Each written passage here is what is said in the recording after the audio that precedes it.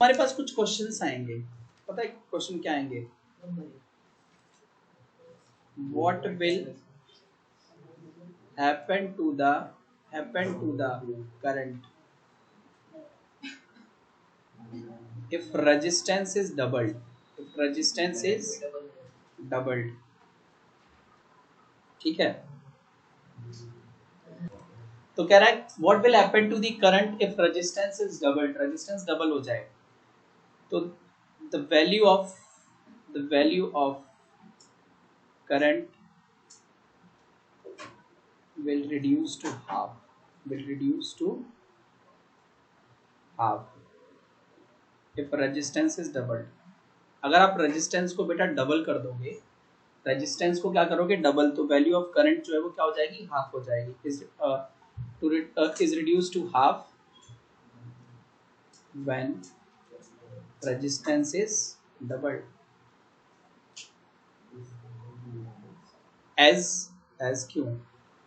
जो तुम्हारा करंट है, करंट वो इनवर्सली प्रोपोर्शनल होता है, as current is inversely proportional to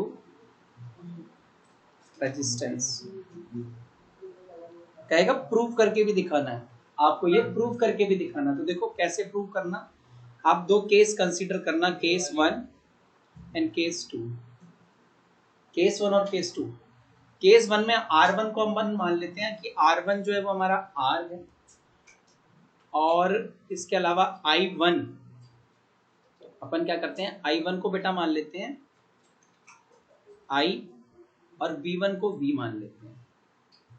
लेकिन आपने सेकंड केस में क्या किया, रेजिस्टेंस को डबल कर दिया, यानी 2 टाइम्स R हो जाएगा। सेकंड केस में रेजिस्टेंस कितना है, 2 टाइम्स R। वोल्टेज में कोई चेंज नहीं है, सिर्फ कहा ना मैंने करंट डबल, रेजिस्टेंस डबल किया है, वोल्टेज में कोई चेंज नहीं है। तो जो मेरा V2 है वो भी V ही रहेगा। अब मुझसे पूछता है कि I2 क्या होगा, मेरा I2 क्या होगा। तो मुझे पता है कि I इज इक्वल टू क्या होता है, अगर मैं I1 निकालूं, I1 निकालूं तो वो क्या हो जाएगा, V1 बाई R1।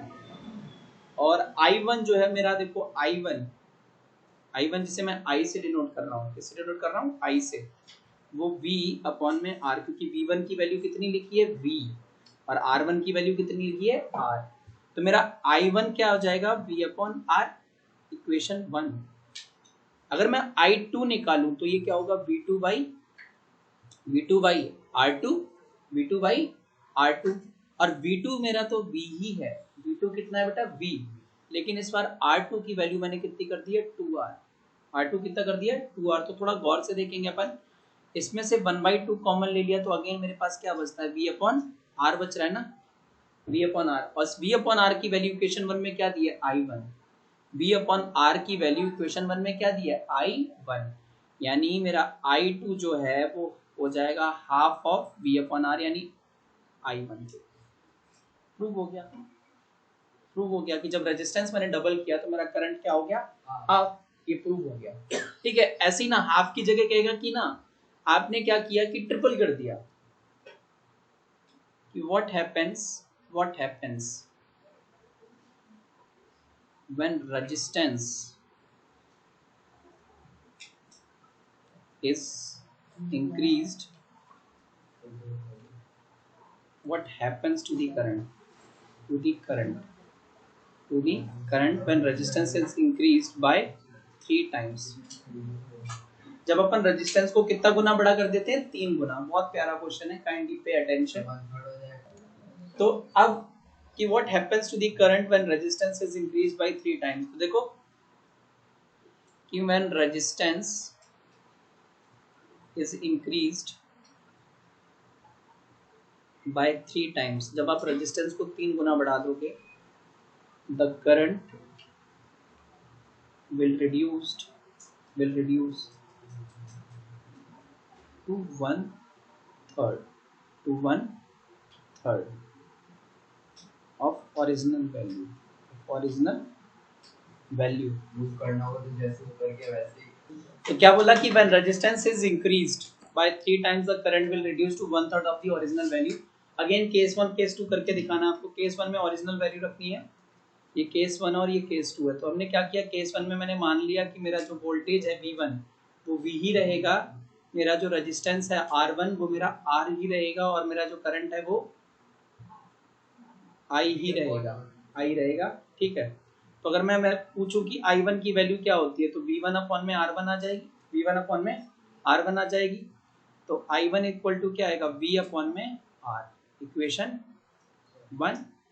अब मैंने यहाँ पे वोल्टेज को V ही रखा, बस रेजिस्टेंस को 3 टाइम्स R कर दिया, रेजिस्टेंस को 3 गुना कर दिया, ओरिजिनल वैल्यू से 3 टाइम्स इंक्रीज कर दिया।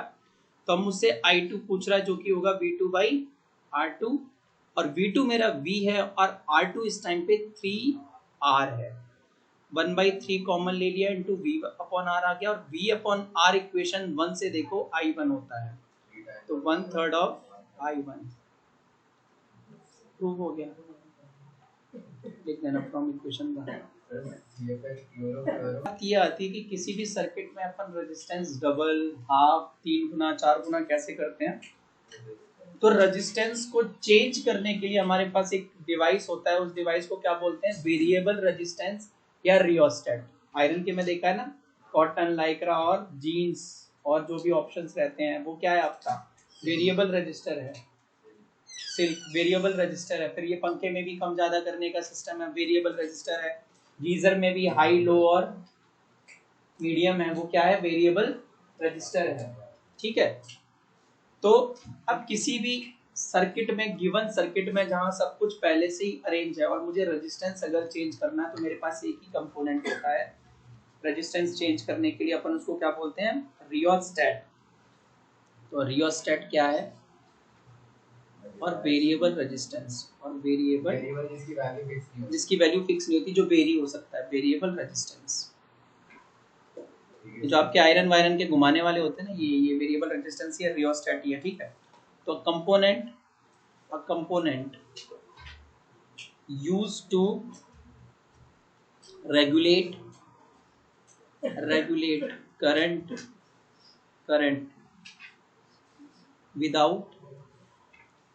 without changing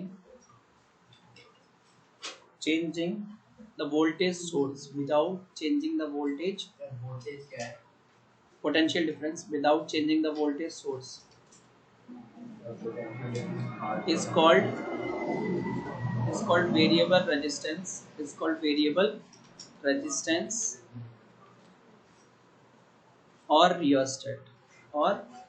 रियोस्टेट, या अपन उसको क्या बोल देते हैं बेटा, रियोस्टेट। ठीक है, क्या बोलते हैं, रियोस्टेट। ठीक है, एक्टिविटी 12.2, ये कोई खास नहीं है, खास एक्टिविटी तो बाद में 12.3 है, वो बहुत गौर से समझना। कह रहा ना, आप एक सर्किट बनाना, आपको इलेक्ट्रिक सर्किट तैयार करना, ही आपका एमीटर रहेगा। ठीक है, आपको 1.5 वोल्ट के, और मैंने आपको पहले ही बता चुका है, जो सेल्स होते हैं ना, इलेक्ट्रिक सेल्स, वो 1.5 वोल्ट के ही होते हैं। सेल, एक भी इलेक्ट्रिक सेल, उसकी मेजर कितनी होती है, 1.5 वोल्ट। जो 9 वोल्ट की खरीद के 1.5, 9 वोल्ट की जो आप खरीद के ला रहे हो, वो सेल नहीं होता, बैटरी होता है, उसमें बहुत सारे होते हैं। उसको कभी नोच के देखना, तोड़ के देखना, आपको बहुत सारे छोटे छोटे सिलेंड्रिकल शेप के सेल्स निकलते हुए दिखाई देंगे। ठीक है, तो positive negative, positive negative, positive negative, positive negative. ठीक है, ये से जुड़ेगा, ये से जुड़ेगा, ये से जुड़ेगा, और ये से। ठीक है, हाँ जोड़ने जरूरी है, नहीं तो सर्किट कंप्लीट कहाँ हो रहा है भैया आपका। ठीक है, नहीं, बहुत जरूरी है। ठीक है, अब देखो यहाँ पे ना आपको एक गैप छोड़ना है, एक्स वाई नाम का, ऐसे सर्किट बनाना है, एक्स वाई नाम का एक गैप जोड़ देना। अब छोड़ना है, फिर आपको दो चीजें अपने पास रखनी है। एक बार तो आपको निक्रोम वायर डालना है इस एक्स वाई में, और एमीटर में रीडिंग चेक करनी है। एक बार निक्रोम का वायर इस एक्स वाई में पुट करके एमीटर की रीडिंग चेक करना। एक बार क्या करना, टॉर्च के बल्ब को, ठीक है, एक बार आप क्या करना, टॉर्च के बल्ब को, ठीक है, निक्रोम का वायर रहेगा आपका, ये आपका टॉर्च का बल्ब रहेगा। बताता हूँ मैं, निक्रोम बताता हूँ, एक मिनट। ठीक है, और ये देखो ये आपका ये रेजर, ये आपका नॉर्मल 10 वॉट का बल्ब है, 10 वॉट का बल्ब। ठीक है, सवाल ये है कि निक्रोम क्या है। तो निक्रोम, तुमने हीटर देखी है घर में, वो जो चोरी छुपे चलाया करते थे पहले लोग, वो एक गोल सा आता था, उसमें एक स्प्रिंग सी लगी हुई होती थी, ठीक है, वो रेड हो जाती थी, वो स्प्रिंग एक्चुअल में निक्रोम की होती थी, आयरन की नहीं लेना, आयरन का मेल्टिंग पॉइंट बहुत कम होता है। 2 मिनट तो बड़ा गर्म मस्त करके, 3-4 मिनट तो आयरन का जो हीटर है वो आपको बड़ा गर्म करके मस्त रूम गर्म कर देगा, एकदम स्प्रिंग टूटेगी और क्या पता उछल के मुंह पे लग जाए, कहीं लग जाए और नुकसान कर दे, आग लगा दे। निक्रोम का मेल्टिंग पॉइंट ज्यादा होता है, ठीक है, निक्रोम जो है उसका मेल्टिंग पॉइंट ज्यादा होता है, थोड़ी आगे पढ़ाने वाला है टॉपिक। निक्रोम का मेल्टिंग पॉइंट बहुत ज्यादा होता है, अलॉय है तो टंगस्टन हुआ, निक्रोम हुआ, इनका मेल्टिंग पॉइंट बहुत ज्यादा होता है as comparison to pure metal. तो आयरन यूज करोगे टूट जाएगा और बार बार बदलना पड़ेगा। और किसी दिन शिवांशु भैया हैं एकदम अलग दुनिया के प्राणी, नंगे पैर गए और ऐसे करके जलती हुई हीटर पे यूं करके हाथ फंसाए, या प्लग निकाल दिया, ठंडा हो जाने दिया, प्लग नहीं निकाला, ठंडा हो जाने दिया, हीटर कह रहे मम्मी अभी ठीक करता हूँ, और लगा दिए हाथ से यूं यूं करके स्प्रिंग फंसा रहे और हो गए गोल गोल, उड़ गए, फिर दूर गिरे जाके। ठीक है, एक ये रिस्क हो सकती है कि बार बार टूटेगा, बार बार, कितनी बार यार तुम ध्यान दोगे, चप्पल पहन के करना है, जूते पहन के करना है, प्लग निकाल के करना है, कभी कभी नींद में ही मार दिया हाथ, हो गया खेल। तो इसलिए निक्रोम वायर का यूज किया जाता था, क्योंकि मेल्टिंग पॉइंट बहुत ज्यादा हाई होता था, निक्रोम का मेल्टिंग पॉइंट जो है बहुत ज्यादा हाई होता था, तो जल्दी टूटता नहीं था। ऐसा नहीं है कि कभी नहीं टूटेगा, टूटेगा। अगर आयरन का मैं कह रहा हूँ आधे घंटे में टूट जाएगा, तो निक्रोम का 3-4 दिन बाद टूटना तय था, क्योंकि मैंने यूज किया तो मुझे पता है कि वो तीसरे चौथे दिन टूटेगा टूटेगा। कभी तो डेली एक बार टूट ही जाता था। मेरे पास एक हीटर था, सस्ता वाला खरीदा था, यहाँ यूज करता था मैं, तो वो दिन में 2 बार तो टूटता ही टूटता था। वही आयरन यूज करता तो दिन में 200 बार टूटता। ठीक है, मेल्टिंग पॉइंट ऑफ वर्क। तो निक्रोम एक तरीके का वायर है, अलॉय है, ठीक है। फिर टॉर्च का बल्ब, जो आपके घरों में टॉर्च होती थी, उसका बल्ब लगा के देखो एक बार, एक्सपाई की जगह पहले क्या लगाया था, निक्रोम का वायर, एमीटर में रीडिंग चेक मारी, फिर टॉर्च का बल्ब लगाया, एमीटर में रीडिंग चेक मारी, फिर 10 वॉट का बल्ब, फिर एमीटर में रीडिंग चेक मारी। और हमने यहाँ पे इस एक्टिविटी से ये जाना है कि जैसे जैसे आप लोड बदलोगे, एमीटर की रीडिंग जो है वो क्या होगी, चेंज होगी। तो लोड का मतलब रेजिस्टेंस है, निक्रोम वायर का अपना कुछ रेजिस्टेंस होगा, टॉर्च बल्ब का अपना कुछ रेजिस्टेंस होगा, बल्ब का अपना कुछ रेजिस्टेंस होगा। जितनी बार आप नया नया आइटम इस एक्स वाई में लगाओगे, उतनी बार नई नई रीडिंग देखने को मिलेगी। यानी जब जब रेजिस्टेंस बदलोगे, करंट जो है बदल जाएगा। वोल्टेज बदल रहे हो क्या, वोल्टेज नहीं बदल रहे हो। 6 वोल्ट की बैटरी है, पता है क्यों, 1.5 के कितने लगाए हैं, 4, 6 वोल्ट हो गया। वोल्टेज तो नहीं बदल रहे ना, 6 वोल्ट की बैटरी कनेक्ट कर दी एक बार, बदल क्या रहे हो आप, रेजिस्टेंस बदल रहे हो। और रेजिस्टेंस जितनी बार बदल रहे हो, उतनी बार एक नई रीडिंग आपको देखने को मिल रही है। ठीक है, तो एक चीज याद रखना, किसी भी कंडक्टर में जब इलेक्ट्रॉन मूव कर रहा होता है, तो it is not free to move.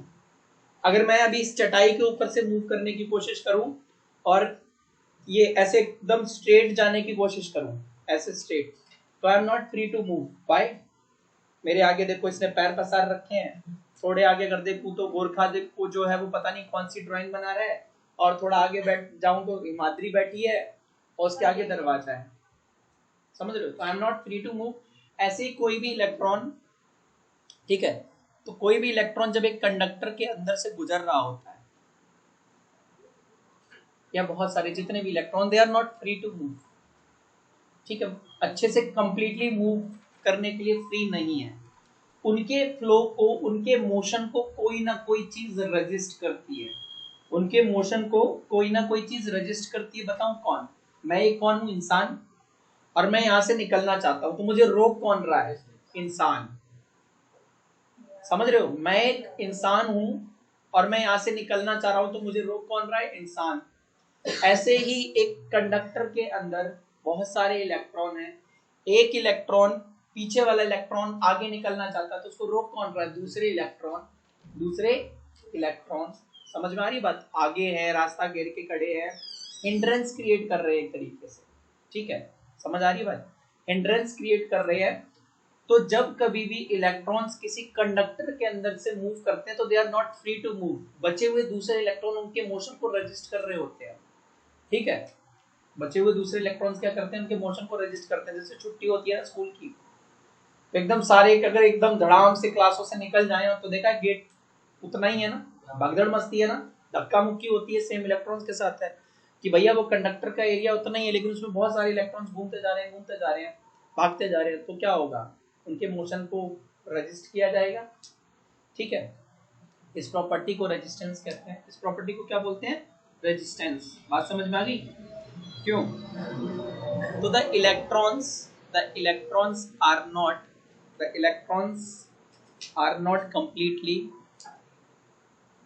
completely free to move within a conductor। एक कंडक्टर के अंदर भी इलेक्ट्रॉन ढंग से फ्रीली मूव नहीं कर सकते। दे आर रिस्ट्रेन्ड का मतलब रोके जाते हैं, दे आर रिस्ट्रेन्ड रोकना, ठीक है, they are restrained by the attraction of restrained, तो they are restrained by the attraction of the atoms among which they move। उन्हें दूसरे एटम जो है वो क्या करते हैं, रोकने की कोशिश करते हैं। among which they move, atom या इलेक्ट्रॉन रोकने की कोशिश करते हैं। ठीक है, 10 मोशन ऑफ इलेक्ट्रॉन्स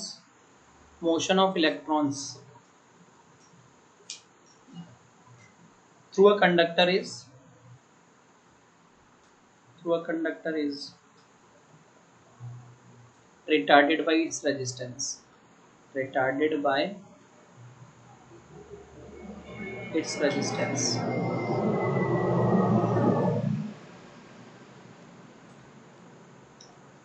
इलेक्ट्रॉन खूब फुल स्पीड से भागने की कोशिश कर रहे थे लेकिन दूसरे एटम्स क्या करते हैं, उसको रोकने की कोशिश करते हैं, तो इसीलिए उनकी स्पीड डिक्रीज हो जाती है। क्या होती है, डिक्रीज हो जाती है। ठीक है, रिटार्डेड मतलब डिक्रीज होना, रिटार्डेशन पढ़ा है ना आपने। तो इलेक्ट्रॉन्स के मोशन को कौन रोकता है, एक कंडक्टर के थ्रू, तो उसका रेजिस्टेंस। ठीक है, वो रेजिस्टेंस किससे क्रिएट होता है, बचे हुए इलेक्ट्रॉन से एटम्स के द्वारा। ठीक है, अच्छा, तो अब बात करते हैं कि गुड कंडक्टर क्या है, पुअर कंडक्टर क्या, और insulator. They are 3 different things. आपने छठी कक्षा में और 8वीं कक्षा में 7वीं कक्षा में ना गुड कंडक्टर्स पढ़े थे या पुअर कंडक्टर्स पढ़े थे। पुअर कंडक्टर को आप क्या बोलते थे, इंसुलेटर बोलते थे, याद आ रहा है। लेकिन आज मैं यहाँ एक नई चीज बता रहा हूँ, गुड अलग है, पुअर अलग है और इंसुलेटर अलग है। क्या कह रहा हूँ, समझ में आ रही है। There are 3 kinds of conductor, good, poor and insulator. ठीक है, तो पहले तो मैं बात कर लेता हूँ गुड कंडक्टर्स की। गुड कंडक्टर्स, अच्छे दोस्त कौन होते हैं, अच्छे दोस्त वही होते हैं जो आपको अच्छी चीजें सिखाएं और जो आपके डेवलपमेंट में कभी हिंड्रेंस क्रिएट ना करें, डेवलपमेंट में कभी रुकावट पैदा ना करें और आपको सपोर्ट करें अच्छी चीजों में, वही अच्छे दोस्त हैं। ऐसे ही गुड कंडक्टर्स कौन से हैं, जो मैंने बोला ना रेजिस्टेंस, जो कम रेजिस्टेंस दें, जो करंट के या इलेक्ट्रॉन्स के फ्लो को कम रोके यानी अच्छे से करंट को फ्लो होने दे, वो हमारे क्या कहलाएंगे, गुड कंडक्टर्स। पुअर कंडक्टर्स क्या होते हैं, जो करंट को बहने तो देते हैं। ठीक है, पुअर कंडक्टर्स क्या होते हैं, पुअर कंडक्टर्स जो है, good conductors, a component of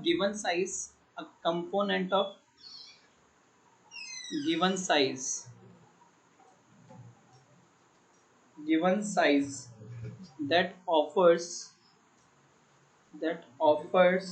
a low resistance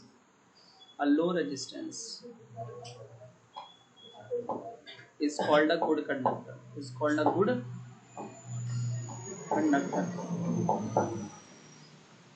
ठीक है, क्या कहलाता है, गुड कंडक्टर। ठीक है, फिर पुअर कंडक्टर है,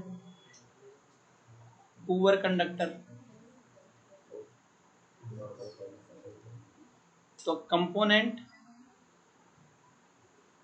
of given size that offers a high resistance, is called a poor conductor, is called a poor conductor. अब आती है इंसुलेटर्स की बात. किसकी बात आती है? इंसुलेटर्स की बात. तो इंसुलेटर क्या है? अ कंपोनेंट ऑफ आइडेंटिकल या गिवन साइज, कह दो गिवन साइज. अगर मान लो तीनों, सुनो, गुड, पुअर और इंसुलेटर, तीनों में मैंने 1-1 सेंटीमीटर का कंपोनेंट लिया हुआ है, लेकिन अगर तीसरा वाला कंपोनेंट सबसे ज्यादा, तीनों में सबसे ज्यादा हाई रेजिस्टेंस दे रहा है और दूसरे एंड पे करंट को जाने ही नहीं दे रहा है, उसको अपन क्या बोलेंगे? इंसुलेटर. क्या बोलेंगे? इंसुलेटर. अगर बल्ब को जलने ही ना दे, मैंने एक रबर का तार लगा दिया, XY की जगह मैंने क्या किया? एक रबर का तार लगा दिया. रबर का भी तो तार होता है, प्लास्टिक का तार होता है जिस पे कपड़े सुखाते हो, वो मैंने लगा दिया. ठीक है, प्लास्टिक का तार लगा दिया, पाइप नहीं तार. ठीक है, तो मैंने एक प्लास्टिक का तार लगा दिया और उसके बाद में देखा कि बल्ब जला क्या? बल्ब नहीं जला. तो वो भी रेजिस्टेंस है. ठीक है, वो एक कंपोनेंट, एक्चुअल में कंपोनेंट ही तो है, लेकिन उसने क्या किया? अपने अंदर से करंट को जाने नहीं दिया, बहुत ज्यादा रेजिस्टेंस प्रोवाइड किया. भाई तू मेरे आगे से जा ही नहीं सकता, ऐसा बोल दिया. वो भी एक 3 साढ़े 3 या 1-1 सेंटीमीटर के, मान लो तीनों 1-1 सेंटीमीटर के थे. एक गोल्ड का वायर था. ठीक है, तो a component of given size that offers a very high resistance is called an insulator. क्या कहलाता है? इंसुलेटर.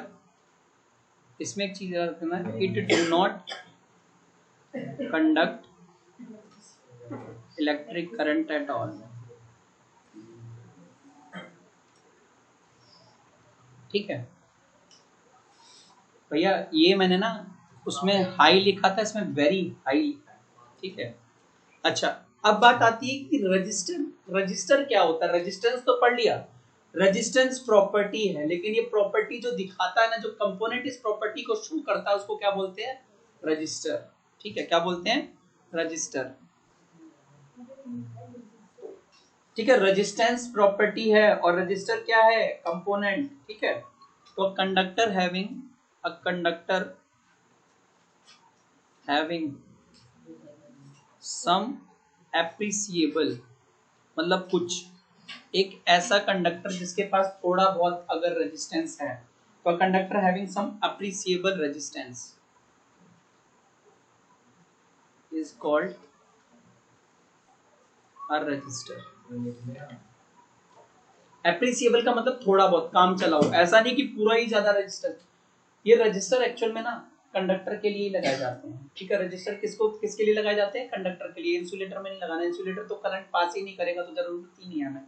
ठीक है,